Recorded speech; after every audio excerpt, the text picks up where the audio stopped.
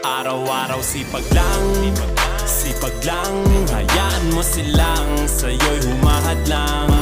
Huwag ihinto, tuloy-tuloy mo lang, diretso lang kahit meron pang humarang. Araw-araw sipag lang, hayaan mo silang sa'yo'y humahadlang. Huwag ihinto, tuloy-tuloy mo lang, diretso lang kahit meron pang humarang. Kala ko dating ganito na lang, bala ko dati huminto na lang. Yun, sa barangay, Akala ko ano to, dati wala nang upang aming mapapala. pagsadyan. Ang Mabuti pinakamagisig na na lang, hindi pa farmer ako ng nagdadala. to, ng Kung Silando, Marco. pinanghihinaan ka ngayon, balikan bakit mo sinimulan to? Anong dahilan ba't ginawa mo? Ngayon ka pa nga ba Bihira, Boss hihinto? Lando. Malayo-layo na rin Bukas ang na to, narating ay. mo. Gawin ang lahat na nasa isip mo, wag mo nang gawin na yung huminto. Araw-araw sipag lang. Araw-araw nga kami nag-jogging eh. Nakuto mo lang kami. Magja-jogging ka sa sukalan. Ano ka, balew? Hulog na naman. Bihira, dapat pala gumawa ka muna ng tak-tak na daan.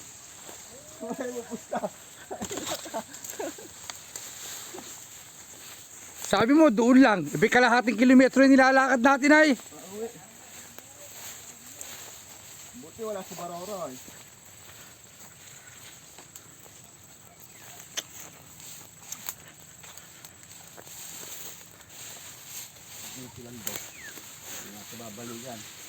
Inadalis disay. Pambihira ka, sir. Ando ng manggay eh. Madulas eh, Jake. Wala naman kaming hazard eh.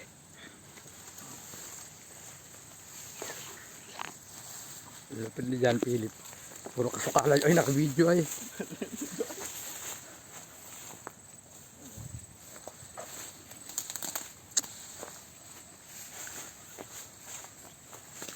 Ganito kahirap maging veterinarian. Veterinaryo, sir. Babae yun. Veterinarian? Veterinaryan. Eh, asan ba? Nawala na.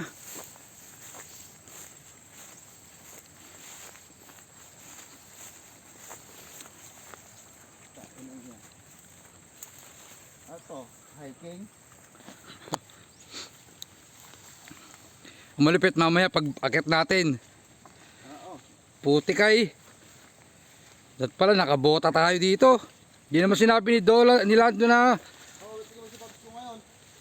Di mo sinabing putik ay, sir. Palalaba lang ng shoes ko ay. Oh, lumalagas sa tubig. Asa na tayo?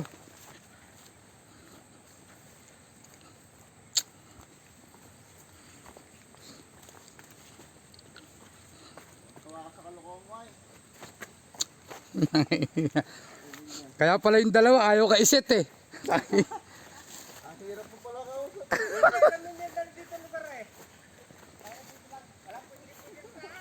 Ang alam namin sa taas, sa manggahan.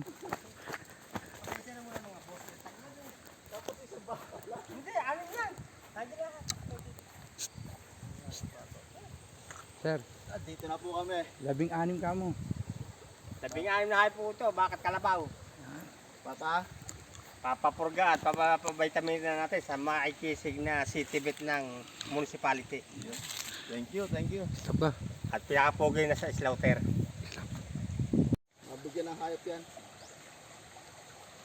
Di kailangan nito mabigyan ng hayop eh. Hayop to eh. Dapat talaga binibigyan ako ni Mayura dahil sa panahon na naging kong ito, siya yung pinakamagandang Mayura ng Balanga. Na nakakarapat dapat talagang paglingkuran at maglingkod sa mga sambayan ng Batainyo. Tama yan. Kakandidato ka ba, sir? May plano maging senador.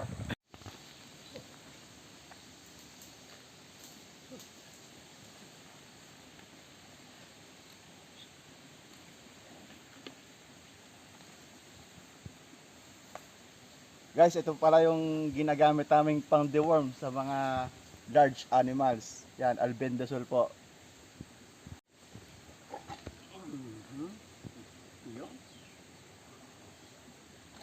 Kahit talaga mahirap ang trabaho, pag masisipag ang kasama mo. Sa pahay, Oh, ayan. Ano yung sasabi yan, sir? Para sa mga farmer, pupunta namin kayo kahit malayo. Yeah. Ganyan sila pakinabang sa mga farmer. Kahit leb-leb. Iba talagang tumulong at Pupunta namin magsakripisyo ang mga balangin nyo para sa mga batain nyo. Kaya kung hayop nyo nakikita yung may karamdaman, tumawag lamang kayo sa ating himpilan at kayo pupuntahan. Kaya nga lang, walang lokohan. Ang usapan natin sa manggahan, nauwi sa sukulan.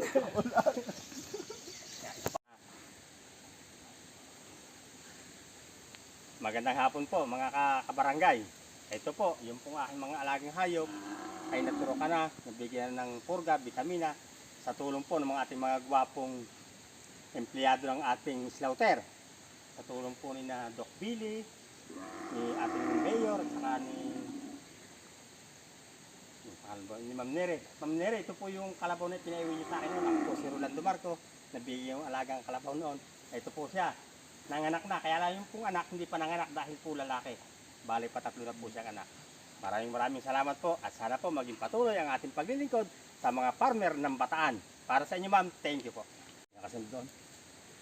Balanga, kahanga-hanga, mapagkalinga. Mapagkalinga.